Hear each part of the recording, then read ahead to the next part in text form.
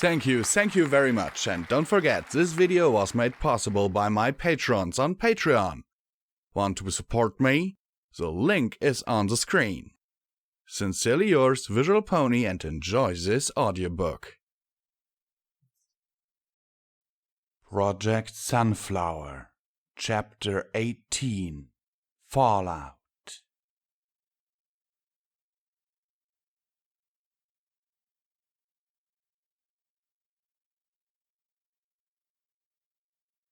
Dr. Maggie Hansen trailed along behind the human vortex of pure anger that was Dr. Thomas Edwards. The two of them marched through the harmonics lab, ignoring the startled stares of the scientists and engineers working there, and went straight to the door on the second level.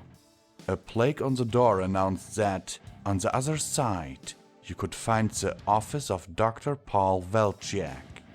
Tom slammed the door open with considerably more force than was necessary, startling both Paul and Major Morris, who were sitting at a table and discussing something, most likely about the project. "You'd better have a good damn explanation for this, Paul," Tom said, waving his tablet around. Paul scowled and resumed sitting after having bolted half out of his chair at the unexpected intrusion. "If the internet is down again, you should talk to IT. And if you ever burst in like this again..." "Shut it!" Tom growled, marching forward. Even though Paul towered over the skinny scientist, the larger man pulled back defensively. Maggie mentally applauded her firebrand colleague. She was extremely angry herself, but nobody could do furious as well as Dr. Thomas Edwards. You had to hand it to the man. He turned it into an art form. Tom slammed his tablet down on the table between them. "There," he said. "Explain that code. What is it doing in my implants?" "I'm not a programmer, Tom," Paul said, pushing the tablet away. "Perhaps we should discuss this after you've calmed down." "We're going to discuss this now," Tom snapped back. "Which one of my team did you coerce into supplying you with this code?" "I think we should all just settle down," Major Morris said. Maggie liked the young man and dearly hoped he'd be on their side. Only in his 30s, he was handsome and reserved and, though not a scientist himself, had proven himself to be no slouch when it came to critical thinking and scientific understanding. "If only I were 20 years younger," she sighed, then put the thought out of her mind to address him. "I think you'll be interested in what we've discovered, Major," Maggie said. "Oh?" "It involves an abuse of the auto-override function," she continued. "I see. Please explain," the Major said, taking out his tablet and tapping the screen briefly. He laid the tablet on the table in front of him, folded his hands, and looked at the pair of them expectantly. Tom snatched up his own tablet, typed a few commands, and then handed it to the Major. "On the left, you'll see my original code.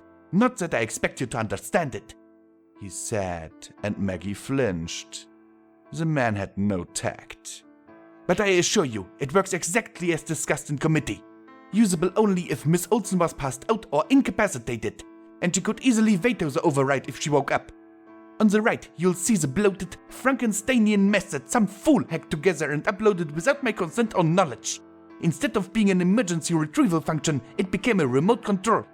Miss Olsen would no longer be able to override the override, and it could be set to perform certain actions under a specific set of criteria." Major Morris looked displeased, Maggie was happy to see. "What sort of criteria?" "Any criteria, essentially," Maggie said. "Such as, let's say she wanted to tell her friends that she was from another dimension. It could shut her down completely, leaving her in a coma." She looked at Paul, who was scowling at her. "You may be head of the project, Paul," she told him. "But these are my labs, my teams, and after you activated it yesterday, Several of my team came forward to me with ethical complaints. I reviewed and copied the security tapes here. She took a data stick out of her pocket and waved it at him. There's also the small fact that you've been administering mood-altering drugs to her pretty much the entire time she seemed to assert any independence from you. She continued. They were supposed to be anti-anxiety meds and antidepressants, which were to be used only in the event of an absolute emotional breakdown if immediate retrieval wasn't an option.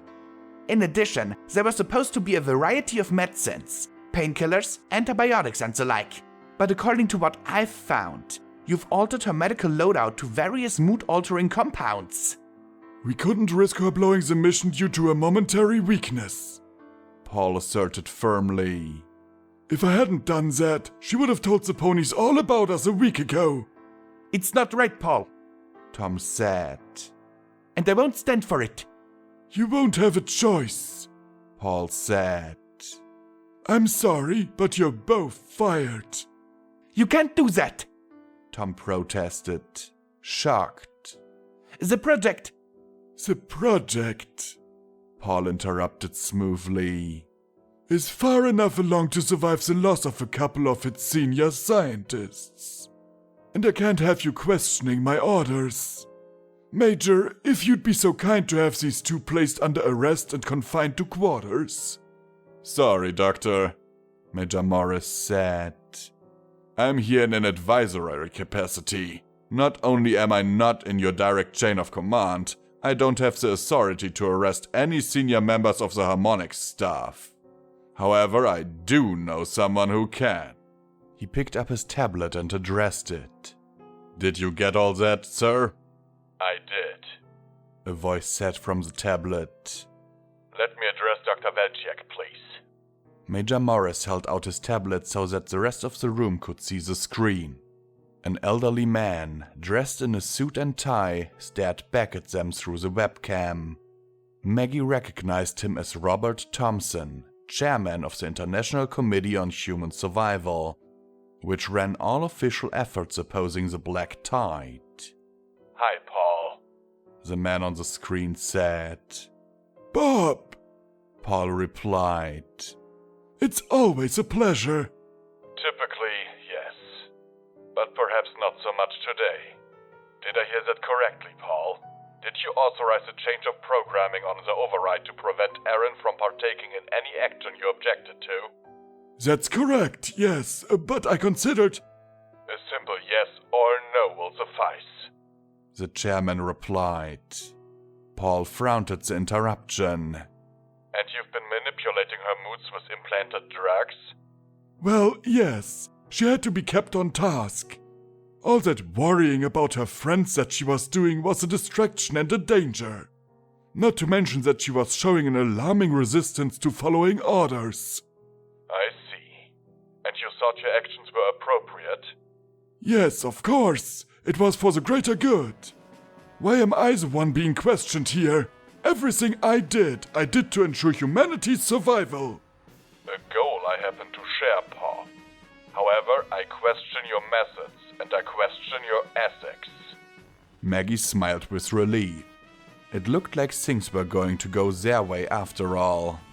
How they were going to construct the pony body had been discussed at length before Aaron had even volunteered. All sorts of scenarios were considered before determining the final configuration. The auto override itself was supposed to be there only to make sure they could retrieve the badly injured or unconscious explorer. The drug injectors were meant to only be used in the case of a psychological or medical emergency.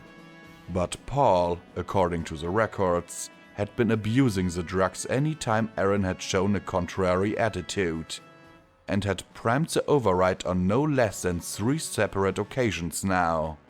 She had needed some sort of evidence though, and, working with Tom, they'd found it. Not only in the communication logs and the security tapes of each session during an open window, but also in the very codes that had been pushed out to Aaron's pony body after she'd been deployed. They had bundled that information and sent it to the rest of the Harmonics Committee members and the entirety of the International Committee on Human Survival about an hour before the confrontation. However, she had been afraid that they would have no backup, that everyone would agree that these steps were necessary. She'd prepared herself to be arrested the moment they confronted Paul about the ethical violations. When it comes to the greater good, Robert continued, there comes a point when you cross a line, and you have to consider whether the greater good is really worth it. Erin is a volunteer and a very brave young lady. If she was determined to take a course of action that would undermine our diplomatic efforts, the correct course of action would have been to pull her out of the field. Under no circumstances could I, as a retired officer of the United States Army or as a citizen of this great nation, condone what is, in essence, a form of slavery. She deserves our respect and support, not our manipulation. Major? Sir? Outside of the office door you will find 2 MPs. Please inform them that Dr. Velchiak is to be confined to quarters until further notice. What? Paul exploded. You can't do this! I just did. Paul replied wearily. Dr. Velchiak, you are relieved. Dr. Hansen, you are now in charge. Yes, sir, Maggie said, stunned by the turn of events. Major Morris let the MPs in, who proceeded to escort the apoplectic Paul Velchiak out of his office. You can't do this! The project needs me! If the project can survive the loss of 2 senior scientists, Dr. Velchiak, said Senator Thompson from the tablet screen, then I'm certain it will not have a problem with the loss of just 1. The door closed. Maggie could hear Paul's voice fading in the distance as he was escorted out of the labs. On the tablet screen, which was currently resting on the table, she heard the chairman sigh. That man's been my friend for years. I had no idea he would do something like this. He's not a bad man, Maggie said. He just got a little overzealous, I think. Maybe the stress got to him. These are tough times for everyone. Thompson agreed. Well, it's something we'll have to work out later, I'm afraid. For now, I have a considerable amount of paperwork to complete.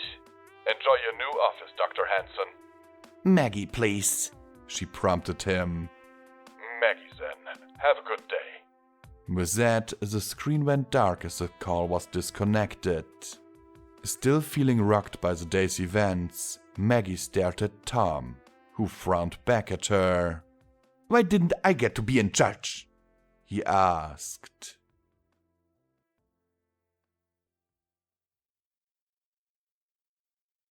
The 7 of them, which included Spike, were in a large private lounge in Canterlot Castle.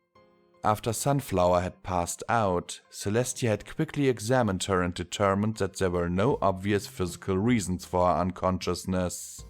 Concerned for the mare's well-being, Celestia had issued a few last-minute instructions, and then teleported both herself and Sunflower back to Canterlot.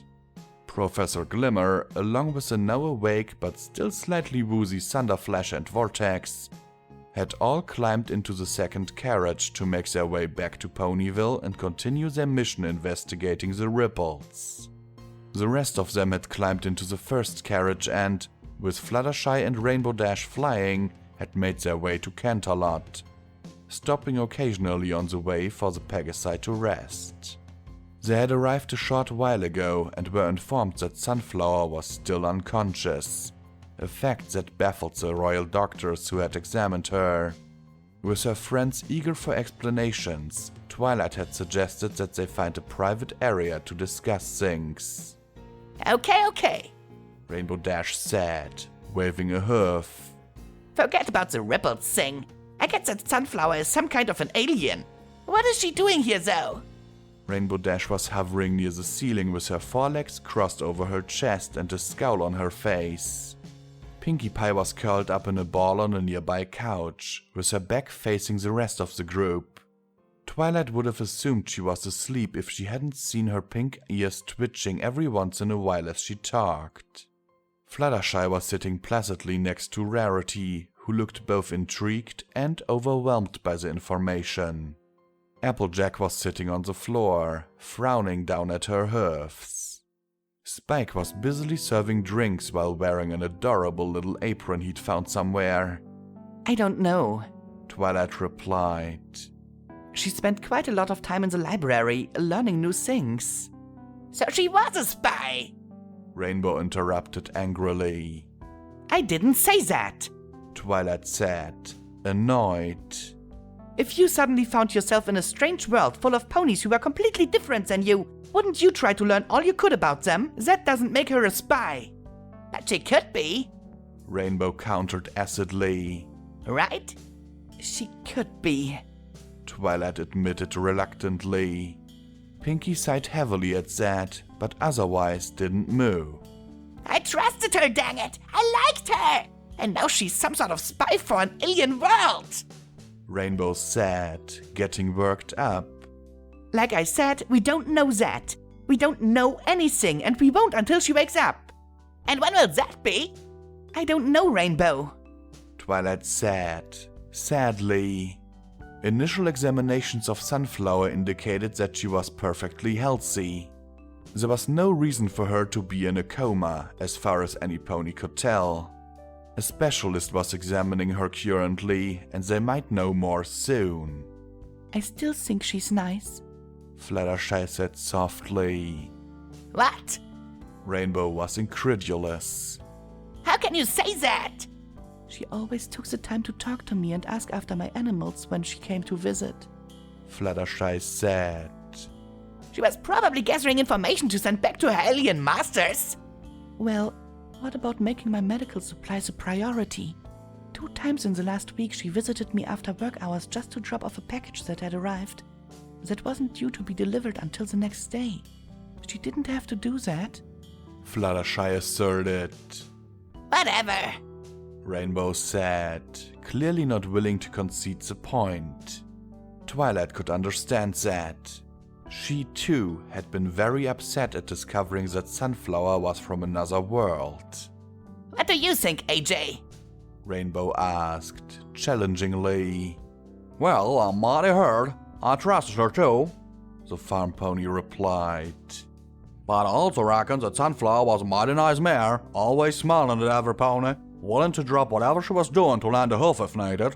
She bought us presents too. She didn't have to do that. You mean bribes? Rainbow Dash said. I mean presents, Rainbow, Applejack responded, annoyed.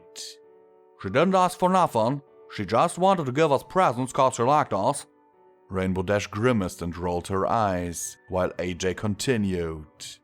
There's also the small matter of how she tried to fight off a chimera to save Applebloom, Scootaloo, and Sweetie Belle if you recall. I don't reckon I know if I can ever forgive her for lying to me, but I reckon I owe her a chance to explain why she did. She did try to save the girls' lives at great risk to her own, Rarity said, thoughtfully. Any pony that does that, well, have to have some good in them, don't they? Fine. Rainbow sulked.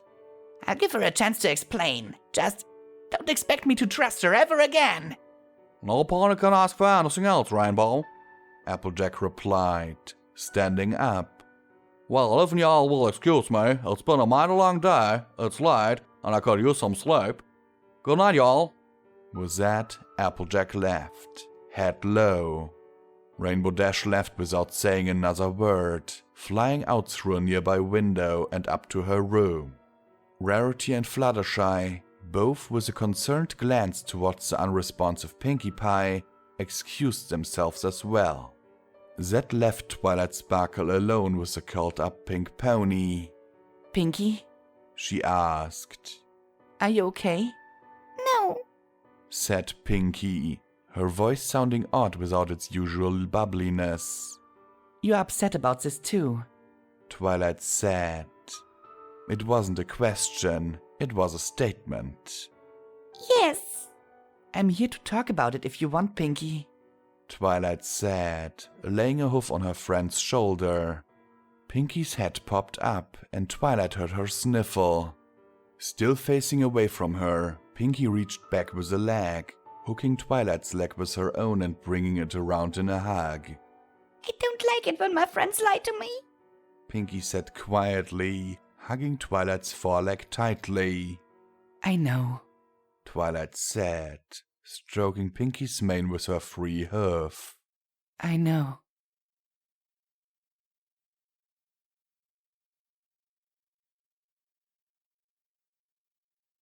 The specialist had found nothing wrong and had since been dismissed. In desperation, Celestia had called her sister in to look at the comatose mare. There are devices planted through her body, Luna said after examining her briefly. Celestia blinked at her sister in surprise, then glanced back at the unconscious form of the mare's sunflower. She extended her senses and found what Luna had been talking about. What are those things? She asked, vaguely horrified.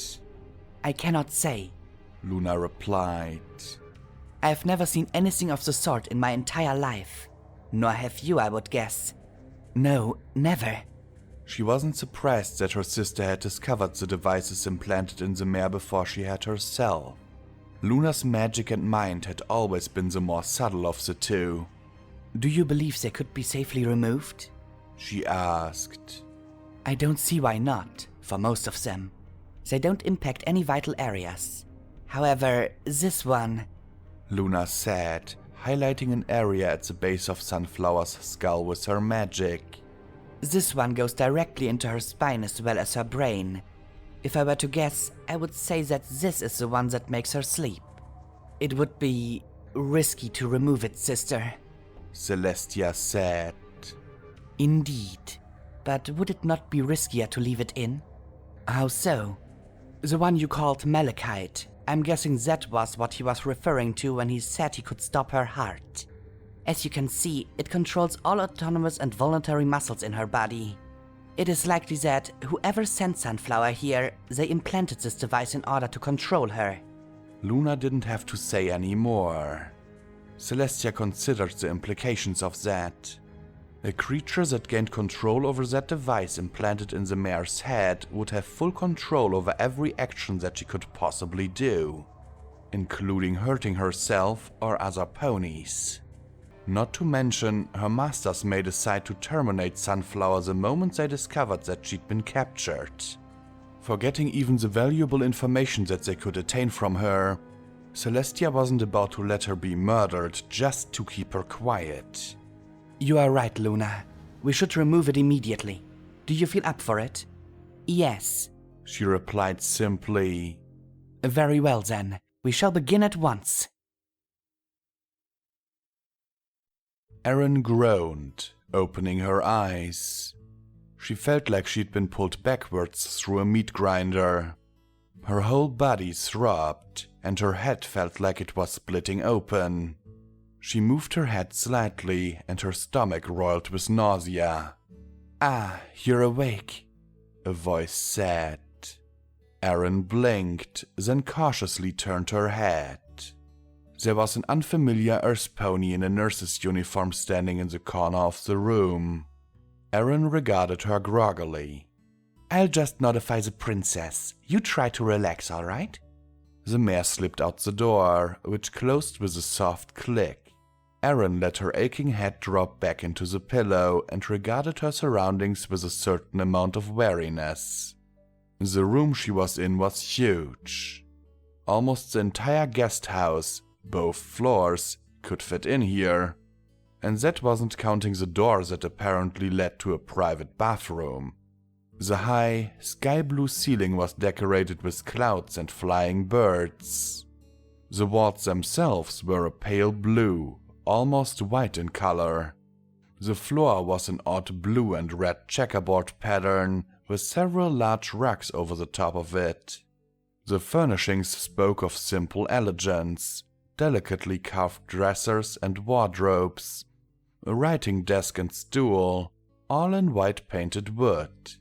Several framed paintings were hung on the walls, in frames of dark oak with gold trim. At a guess. Erin thought. I'm in the castle. She glanced down at her body, which was covered with a sheet. Finding very little strength in her limbs, she began pulling the sheets off. What she saw confused her. Her entire body, or at least most of it, was covered in wrapped bandages. She reached up and felt at her head. Another bandage. But she distinctly remembered that the light that had driven Malachite out of her had also healed her injuries. Her face, swollen from running headfirst into a tree when Malachite was still first learning to control her, had stopped hurting and returned to its normal dimensions. The stinks and scrapes along her sides and flanks had closed up. She'd felt the unusual sensation of her hooves, some of which had cracked open and all of which had at least one rock lodged in them, joining back together and expelling any foreign matter. So, why was she covered in bandages? And why did she ache so badly? The door opened shortly after that, and Princess Celestia walked in. Good evening, Sunflower. I'm glad to see you're awake. The princess said, sounding sincere. Thank you, Princess. Erin replied, looking down at her sheets. And thank you for saving me. How do you feel? Celestia asked. Like I've been taken apart and put back together. Erin said. This isn't too far from the truth, I'm afraid. Celestia replied. Erin glanced up, confused. We found a number of devices all over your body. One in particular was attached to your brain and nervous system and connected thusly to all of your muscles, including your heart. We believed that it was that device that was forcing you to stay unconscious, and we also considered it to be a risk to your life. So we removed it. You removed my implants? Erin said, surprised. Just one. We weren't certain what it was for, but we knew that it could be used to control you in exactly the same way Malachite had. Erin flinched back at the reminder, glancing away from the beautiful princess. The device had threads, I imagine you could say, running through your entire body. It took some time to remove them all, even with magic. My sister, Luna, did most of the work. She is very curious about the device and may stop by once you're recovered to ask about them. Erin nodded, unable to meet Celestia's gaze. You are a guest here at the castle, Celestia continued. I'm not certain what brings you to our world, but the picture I received from talking to your Pony&Wolf friends makes me believe that you don't intend us any harm. For now, I would like you to rest and recover. There will be time for explanations later. With that, Celestia began walking away. A thought occurred to Erin. Princess? Celestia stopped, looking back at her. Yes? You said you talked to my Pony&Wolf friends. Does that include Meadowlark from the guest house? No. The princess replied. I spoke to Twilight Sparkle and her friends. Is Meadowlark a friend as well? Yes, and her filly Marigold. Erin replied. And they saw me become possessed. Could some pony let them know that I'm okay? I don't want them to worry. Celestia smiled gently. I will do that. Thank you for considering their feelings, Sunflower. Princess, one last thing. Yes? She took a deep, shuddering breath and expelled it, bracing herself. Please, call me Erin.